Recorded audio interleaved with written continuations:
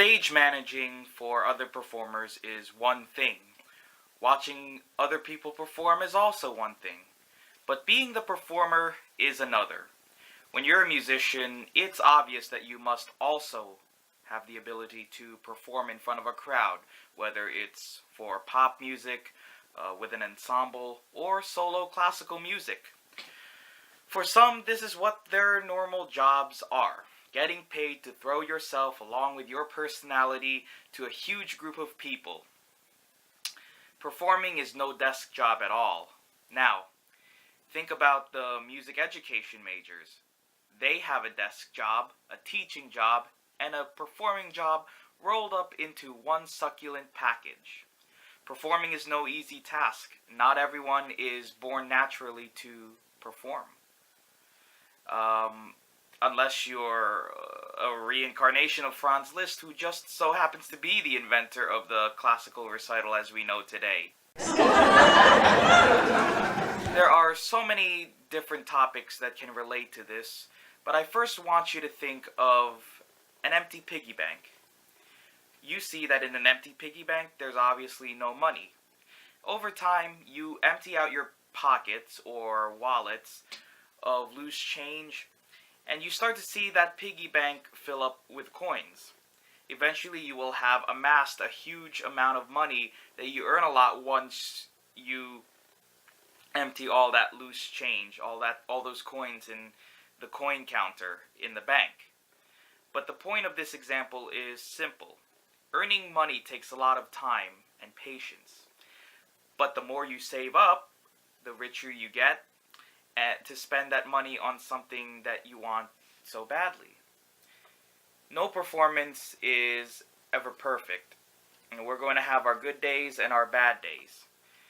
The early performances in your performance career are the most nerve-wracking because it almost feels like, you're kind of taking a shot in the dark. You don't know what's going on, what you're going to get out of it until it's done.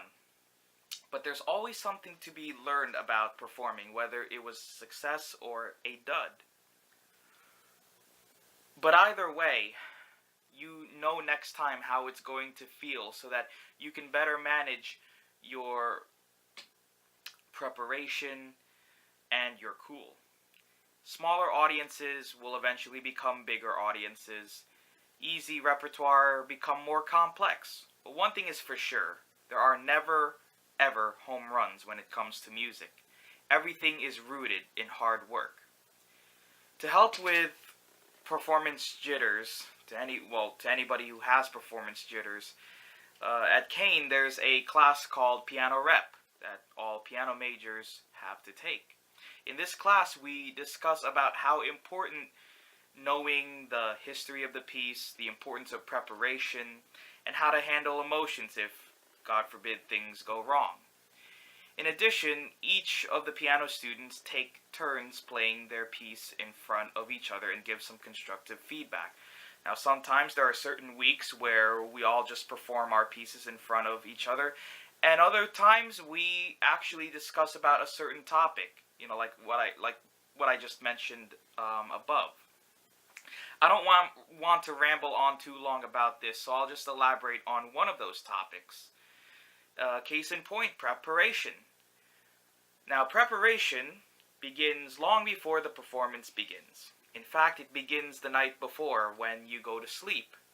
Getting well rested is a good first step in ensuring a good performance. Getting the right nutrition is also another important thing to consider. The last thing you want in a performance is to be deprived of energy. And sometimes you may have the full 8 hours, but if you don't have anything nutritious to eat, all that energy leading up to that performance could be depleted. A banana, for example, is a good thing to eat before a performance. The potassium that bananas have helps relax muscles, so I've learned, or pretty much calms your nerves. Then when the time ticks closer, you want your muscles as relaxed, free from tension, and your heart rate low. So, for example, in class, we had one class in which we've done breathing exercises, jumping jacks, stretching, and even skipping like young children. Pretty much any way to relieve tension. Oh, and I shouldn't forget about this one also. Don't ever overplay your piece on performance day. It's counterproductive to play your piece multiple times. The trick to having a successful recital or solo piece is to not overthink it. If you do, it's a negative mindset. Let's just say it. Let's just call it that. Achieving a successful performance requires the physical and mental aspects to work in perfect harmony.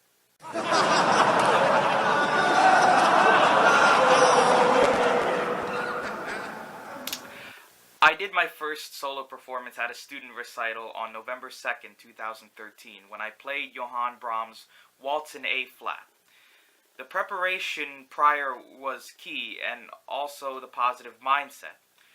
It was such a major milestone to be performing, and on top of that, it was a pretty crowded room, so I had a pretty good audience. To hear the cheers and applause from everyone at the end boosted my morale and my confidence. And also, it helped that my dad was in the audience. It made me feel so proud that at least one parent was there to see this, little historic performance. Now, my second student recital didn't go so well. And normally I wouldn't want to share this with you on camera, but this is one of those learning experiences that I had to endure. And it ended up helping me down the road through college. And I'm pretty sure anybody who stumbles across this video, who also wants to be a performer, can benefit by hearing this part of the story. So it was Tuesday, May 6, 2014, and at that point I was in my 4th semester at Kane. We had a student recital that was exclusively for piano students. My piece for that recital was much more difficult than the Waltz in A flat. It was the first movement of Frederick Kuhlau's Sonatina in C major, Opus 55, number 3. Sonatinas are pieces that are full of life and really test out a musician's technical skills. There's more scale passages than chords.